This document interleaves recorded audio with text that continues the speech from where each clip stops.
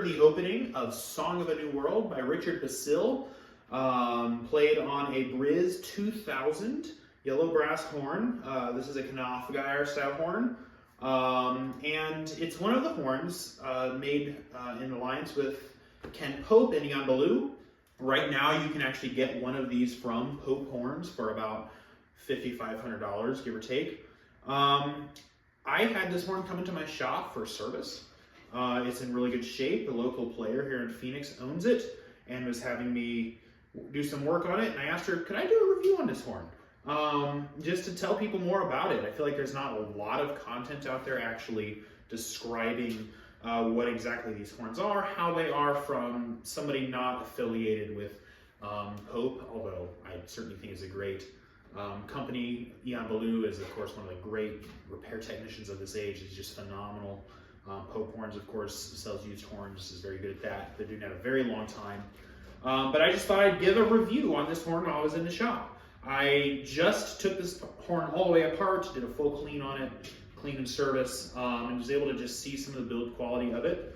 And I gotta say, first impressions, extremely impressed.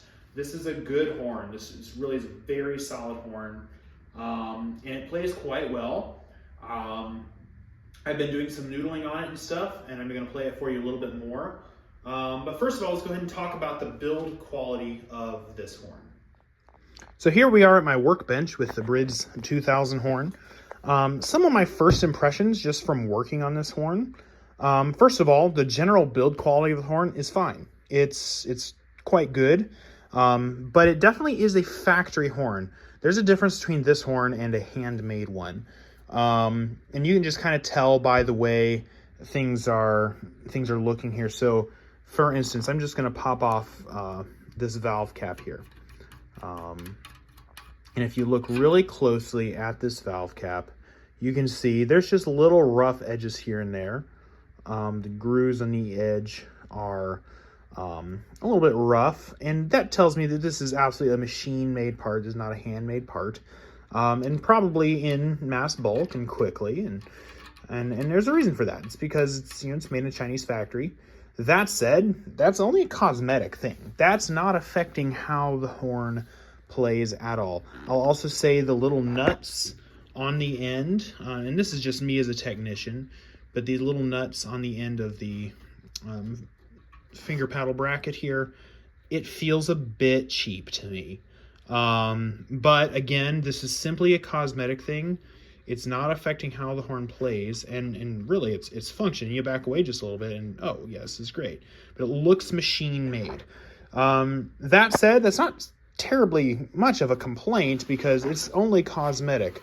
The valves, great valves. Okay, so some valves don't fit together well, especially cheaper horns, older factory horns and stuff like that.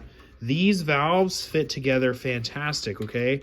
So good job, Briz. What I find often is that this plate right here doesn't sit all the way down, and you end up having to tap the valve out just a little bit, and that's where you get a little bit of clack and clank in a valve. These valves, all of them sat right in.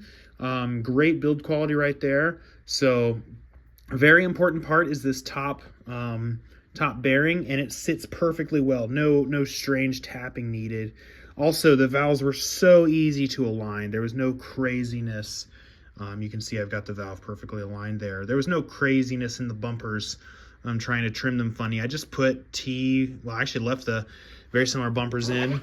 I just put T-style bumpers in there and very little trimming, and those were like perfect. So great build quality. The other thing is we're looking at lacquer. How's that holding up? As far as how is this horn holding up, it was bought new in 2017, according to the owner, from Pope Horns. So since then, about 9 years, I'd say this horn's holding up great for being close to 10 years old, and it's doing fine. So we do have some lacquer wear that's here on the bell tail. I've seen better lacquering jobs in my life. A real high quality horn in like less than 10 years. I don't think you're gonna be seeing anything like that unless something crazy happened. But really not bad at all. especially considering the price range of this horn. So you've got a little wear here from the first valve, but I'll say even my Schmidt has that, so can't knock it too much. The Briz engraving is right there. Now, this is an older Briz. It doesn't have the panel on it, but definitely machine done, but it looks nice. And then you've got a cool Briz symbol here in the valve casing. Again, it's a little rough around the edges to my eye, but who cares, right? We're going to come to the back side, and you can see all the parts here, well made. The valve parts are very solid, so if you're buying this for a student, you know, it's probably going to hold up well, although I wouldn't, this is not a thick brass, so maybe I wouldn't recommend this to like a middle school student who's not going to care for the horn well. But you got a water key, works well, seals easy. I replaced the cork in it, obviously, but you have spots here and there, like lacquer just kind of bunched up from a little hit and stuff. Overall, though, this horn, obviously the owner cares for it well, but it's holding up awesome for being 9 years old. So I'd say build quality, lacquer and stuff. Well, you know, there's some things that I'm noticing. For instance, looks like there's a bit of a little something went on here, and there's just like an inconsistency in the lacquer and stuff. But you know, really overall for a production horn made in China, just like wow, what a great job. So very high quality here. Another question you may have is, how well does the bell fit on? I've seen some Chinese horns with some really bad screw rings. Not one of them.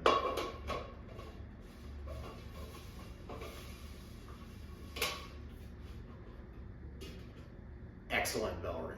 That's fantastic. I've also heard complaints of some Chinese horns. Very tankish bell parts, bell flares. This is a normal feeling bell flare. This does not feel very heavy. I recently had a Varus in my shop, and that's the Chinese horn that Houghton Horns came out with, Varus 5. That one had a tankish bell. It was just like, oh, right. This one, very lightweight, goes on. It's not a hand-hammered bell. It doesn't look like it's a spun bell, but it sounds nice. If you flick the edge, I like to flick the edge of bells just to hear what they sound like, and I'd say it sounds like a good bell, not top of the line, but it's got a nice sound. There's always concerns about the quality of Chinese horns. I will say, looking at this particular horn, playing it, I think this is quite a good horn. There are some things that feel factory made about it, and I described those in the video, but overall, this is just a fantastic instrument. And if you are looking, if you're a professional looking for a backup horn, or if you are a student looking for a great horn at a reasonable price, or maybe you're an amateur player, or even a professional player could find this to be a good horn.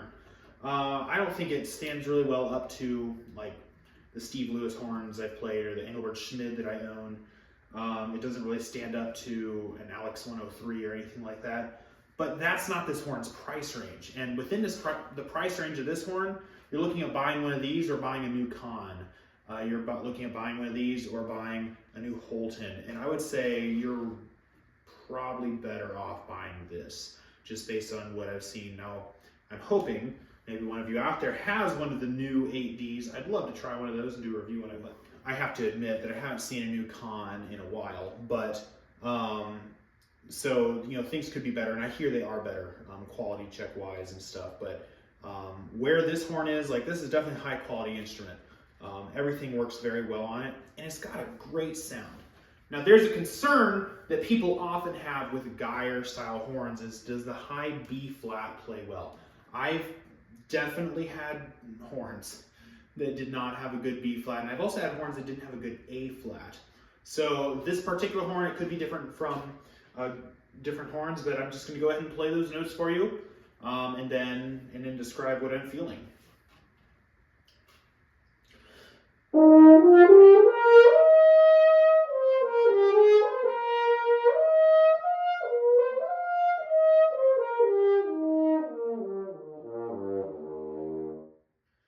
So this particular instrument, I'm using my Hauser 1402 mouthpiece, so that may have something to do with it, but this mouthpiece horn pairing B flat, easy, easy, easy. And it centers well. I can play it loud enough. It's not gonna break up. So great, that's a big plus for this horn. How about the A flat? There's two different fingerings that I'm familiar with for high A flat, and different horns do it differently. I tend to lean towards thumb 2-3.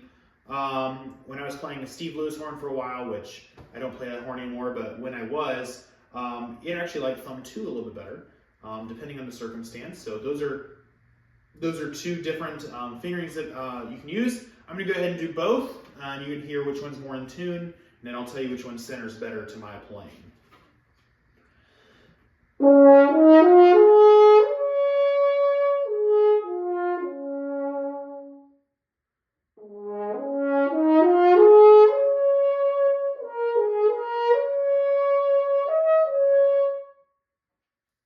So to my ear, the thumb 2 sits really well, but it's a little flat. Thumb 2-3 sits really well, and it's more in tune. So I would say A flat, easy note, B flat, easy note, but what about the notes around it?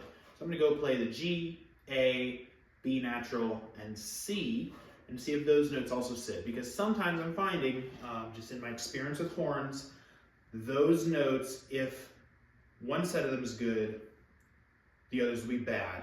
The best horns are good on all of them. So let's try those notes out.